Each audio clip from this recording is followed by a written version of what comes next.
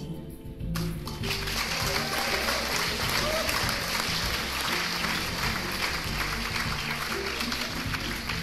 Fragen, Vice President of Memory Product Planning and Application Engineering Team.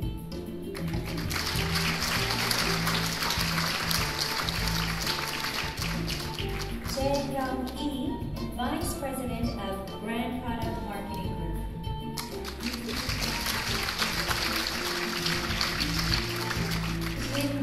Han, Vice President of Solution Product Engineering Team.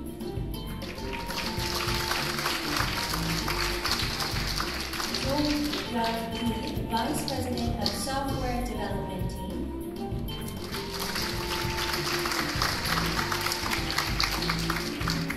Kong Bang, Vice President of Band Marketing Group.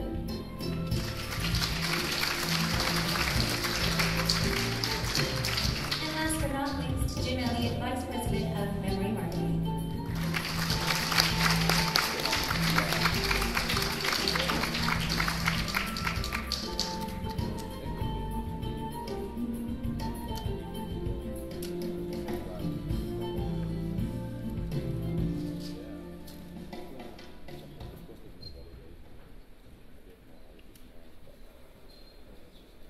Okay, we are ready. Who will be the first one?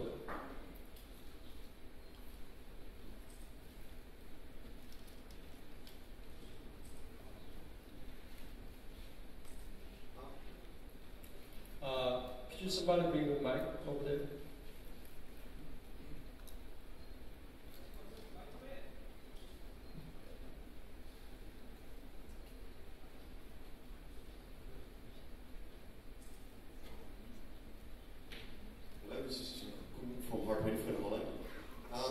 My question is, you've made the switch from 2-bit to 3-bit for MLC for later flash. Can we also see 3-bit technology into the 3D VNAND somewhere in the next few years? I think I have to answer that. As you said, we have a plan, and we have another separate announcement for that 3-bit based VNAND SSD. So for now, I think I have to keep it a little bit low, and maybe sooner, I think sooner you will see a big announcement for 3-bit based VNAND technology. That's the kind of things we already trying to accomplish in this SSD market. So I would just say it that way. I mean, you will see another separate announcement.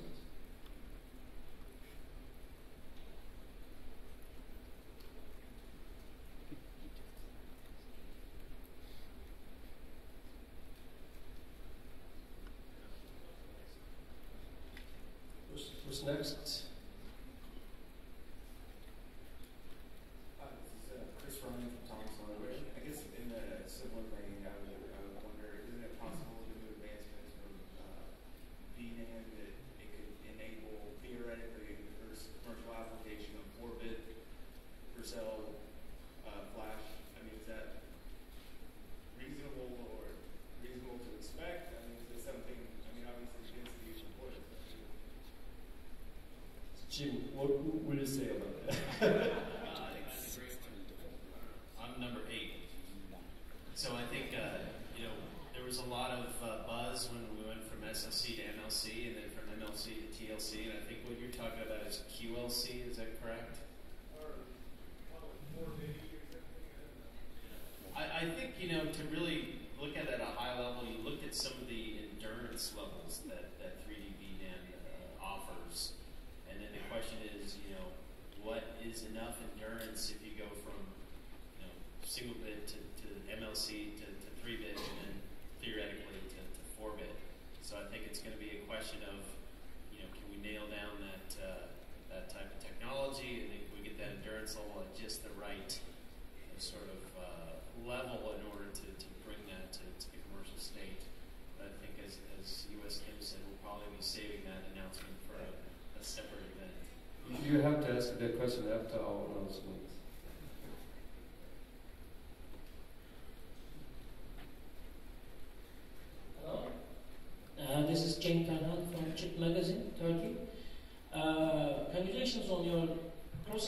threshold for the performance levels of the SSD drives. As I see, the performance is increasing, but we don't see a very big drop in the prices. When do you think you're going to cross the threshold for the prices? And do you have special plans for people for data centers who buy in bulk these drives?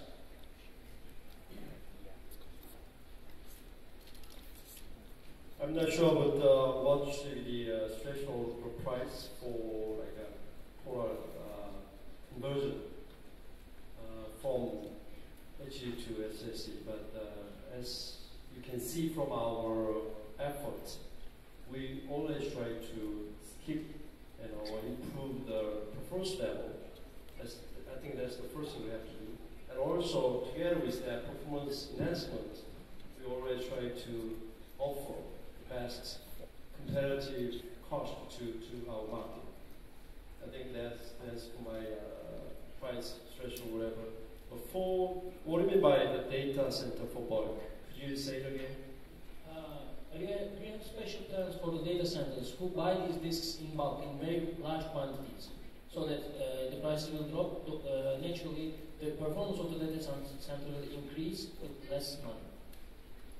I mean, you know that we already have sold many SSDs for servers and data center application in a big scale. But what we are trying to accomplish here from our retail side is to be aware, make our data center SSD available for aftermarket purchase.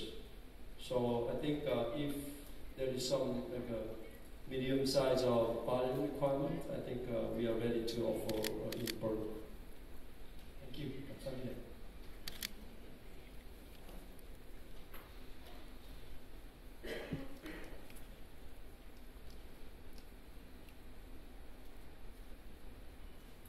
Hi, this is Nico Ernst with Golem in Germany.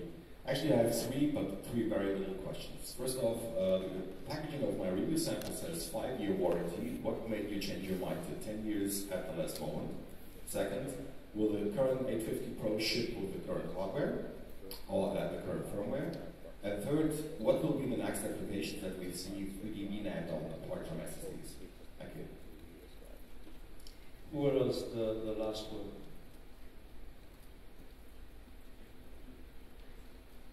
So the last question is the next application for 3D NAND. I think initially you saw we're going to launch it in the client SSD space and also on the data center side. I think we're going to start there. That's really sort of core to the value proposition of SSD in terms of higher performance, higher reliability, etc. And I think we'll start to bring that into other market segments. I mean, if you remember one of the earlier slides that talked about the end distribution of NAND and all the different markets that it goes into, right? So right now we're just starting with a certain category of SSD, from there proliferate into other categories of SSD, and then potentially beyond that outside of SSD as well. And then I think we had two other questions also.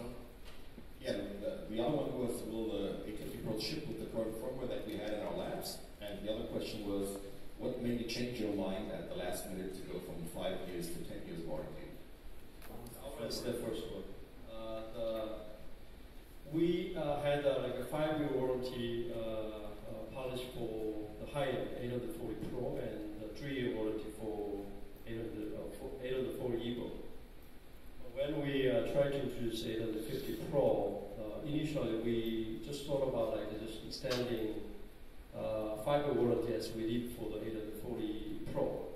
But when we looking at all the beauties of the 850 Pro, we thought that why not just keep it low? I mean, we can be a little bit more open to our market that 850 can guarantee much longer term like endurance.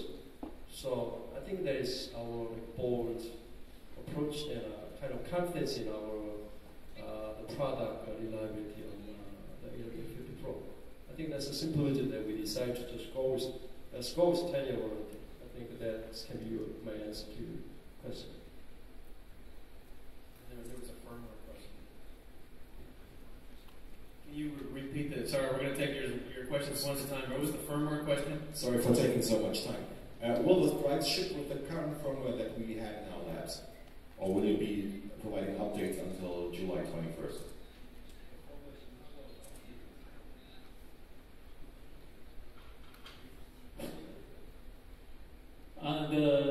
Your delivered SSD is containing the latest firmware now. We don't have any change. We don't have any plan to change the firmware.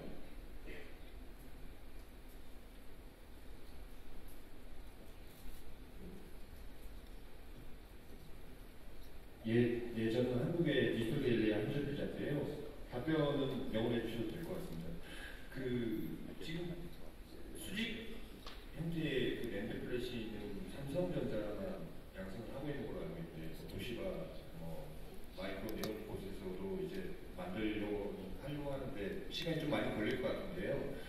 이거를 지금 타사 SSD 만드는 업체한테도 제공을 하실 계획이 있는 건지, 아니면 삼성전자만 SSD에 넣어서 판매를 하실 건지 궁금합니다. 답변을 한국어로 하겠습니다. 일단은 타사에게 제공할 생각은 아직 없고요. 저희 자체 SSD 쪽에만 사용할 계획입니다. You wanted me to take that question.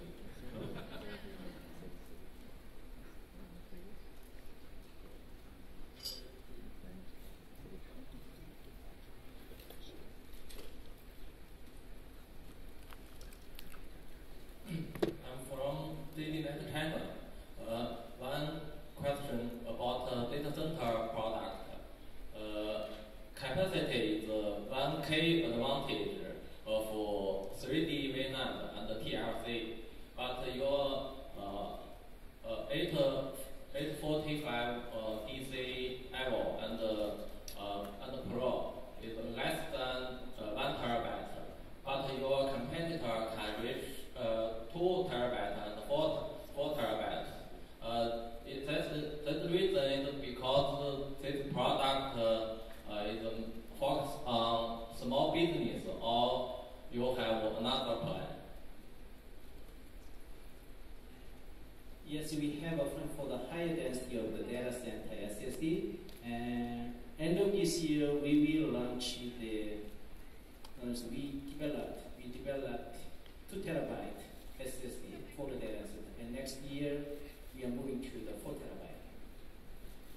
So actually, we have a 2 terabyte solution for like a big scale OEM and a big volume data center business. But what you saw today was only for like a retail version of SSD for data centers.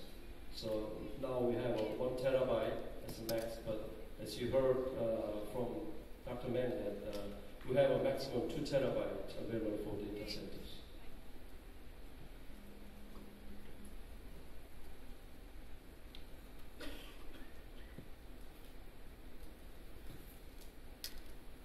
Sorry. Okay. With the advent of a 10-year SSD warranty for the client space, do you see that transferring over to data center with 3D NAND products?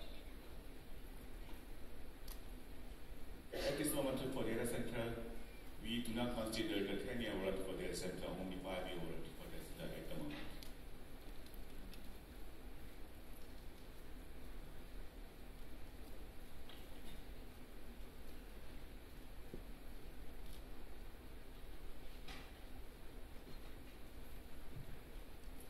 As you add layers to VNAND, is the plan to keep the same die area and just increase the capacity, or do you plan, as you reach a certain layer count, to actually shrink the die area?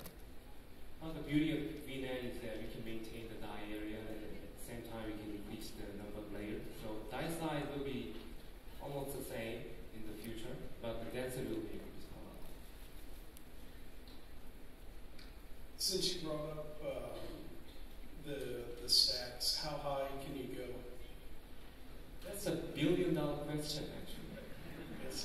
I don't see any limits right now, but it's going to be tough in maybe 10 years later. When do you see the next jump? When are you going to see the next jump? Yeah. From 24 to, what will be next, right? So in order to provide the cost-effective solution to customer, we have to increase density every year. So I'm not quite sure how high, but we try to provide every year new generation of VNAND.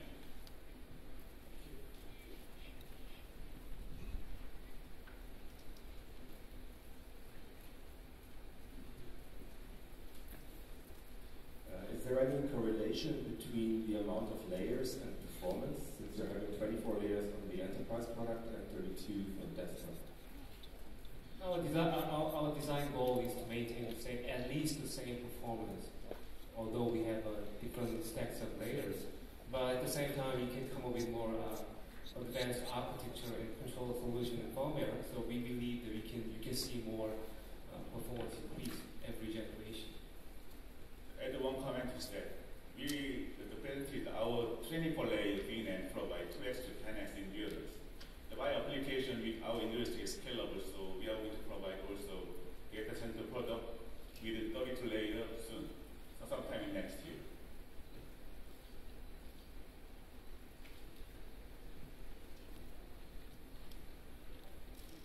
This is Chris Gambat from Anantech. So what is the die size with the 32-layer of VNAND part? Die size? Yeah. I don't think I could answer the question. Maybe you can check our paper. Yeah, because with the 24-layer part, you disclosed the number, so let me say it's around the low 10 nanometer class equivalent to planar. Lower 1x. So can you disclose the page block and plane sizes with VNAND? We typically have 2 planes, and so it's basically 2-plane architecture. Yeah. So how about the page and block sizes? Block size, I think I can say that block size is comparable to the our competitors' 128 gigabit planar. Okay, and so how's the endurance with TLC? Is it also 10x or is it lower? I mean, compared to 2D TLC, of course. I'm sorry, please wait for the launch plan, the release plan. When you hear all the information from 3bit at the next launch event. Okay, and something a bit more specific about VNAND. So the problem with 2D NAND was the proximity with the cells. So how's the proximity in the y-axis, like in height? How close can you stack the cells? How close you can stack the cell? So what is the minimum feature size between the layers? Yeah, basically. I think it's more than 0.1 micrometer. So when you increase the layer count, does do the cells get closer, or can you just stack more and more with the same feature size? Yeah. And so my understanding is that with charge trap technology, you can actually use lower broken voltages. So do you have any so can you disclose what the voltages are? It looks like it's ISTC, but usually we don't disclose those kinds of information. Yeah, because it's too specific, and I don't think it's appropriate for us to. Is it considerably lower because with 2D NAND it was about 20 volts program? So it's something like that range. Yeah, we don't see any big difference in terms of operating voltages compared to the conventional planar cell technology. Okay. And then some easier questions about the 840DC Pro. So what is surprising of that drive? DC Pro. I think it is probably about if I say in dollar per gigabyte, it can be $2 to $1.5 per gigabyte. Okay, and how much over provisioning do you have with the 840DC Pro? 28%. Okay, well, that's all. Thank you. So everybody follow what he said?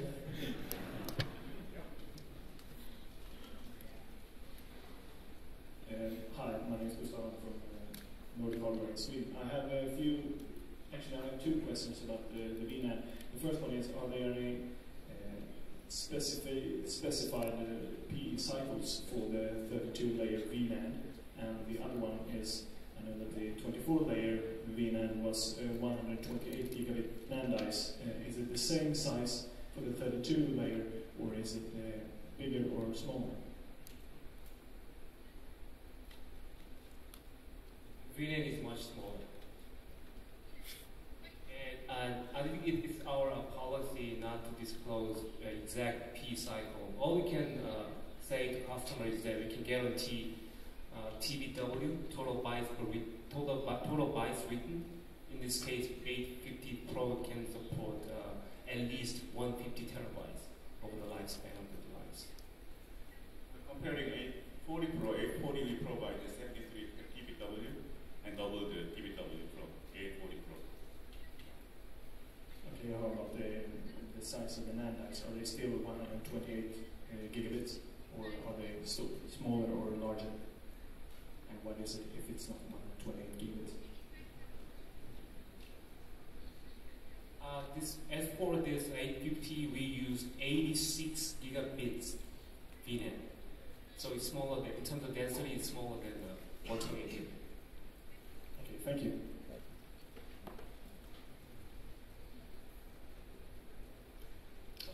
Andrew Harrison, IDG UK. We saw some great images of the skyscraper analogy for the way that the 3D is built up. Do you have any information about the physical shock resistance of this new technology? I'm thinking that skyscrapers don't like earthquakes. So it's very strange, but in the height is very short, even though comparing the length. Because we have the picture of few Armstrong, so it's comparing the horizontal layer is very, very short. So we don't worry about the short. It's not that tall, actually. Can I also ask about the active power consumption? On the slide, I think they repeated 128 capacity twice, and then there's 256. But all the same, there was no information about 512 or 1 terabyte. Is it because the power consumption really does increase much more with the higher capacities? Actually, not really. For 1 terabyte, it's a little bit higher in terms of power consumption, but it's very comparable across the whole product lines. It's about 3 watts. Okay, thank you.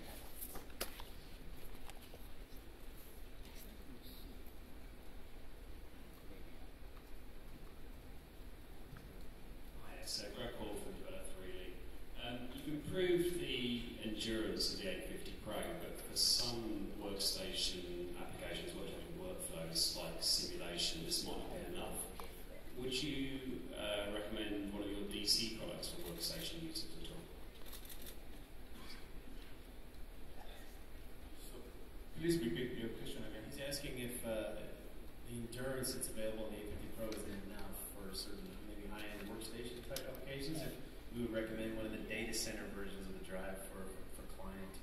It really depends upon your workload. So if you would like to maintain keep the sustained performance, the DC Evo or DC Evo Pro is your choice of solution. But if you are okay with it, we are interested in only FOB performance, and there's no the power loss protection is needed. 850 Pro is also a very good solution for that. In terms of warranty, you're saying 40 gig per day for 10 years. But if you're writing, say, hundreds of gig a day, then your drive may wear out before in a couple of years, perhaps. So basically, depending on your workload, you need to select. It's up to you. But we can give you some guideline. If your application, if your workload is quite intensive, then definitely data center version might be right cheap. Okay? Yeah. Okay, thank you. Make sure you put lots of DRAM in that workstation as well.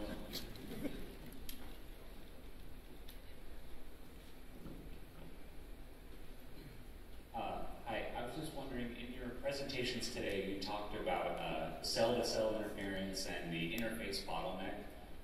looking forward, now that you've kind of conquered those two problems, looking forward in like 5 and 10 years, what do you foresee as other possible limiting factors or challenges to increase performance? I believe it will mostly come from power consumption, because as the people want more and more density, so eventually all semiconductor technology will see that the wall of power consumption. That's our top priority to solve in the future. Thank you.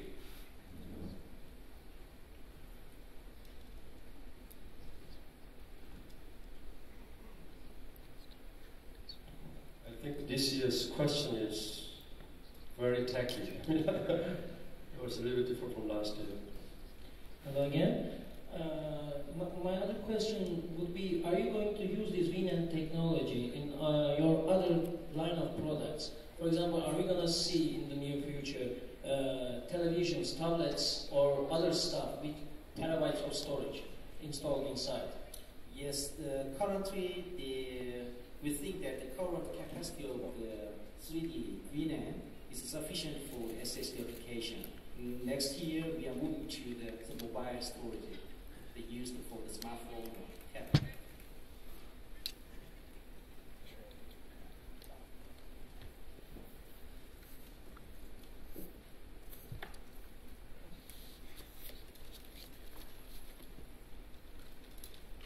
Let's take one more question.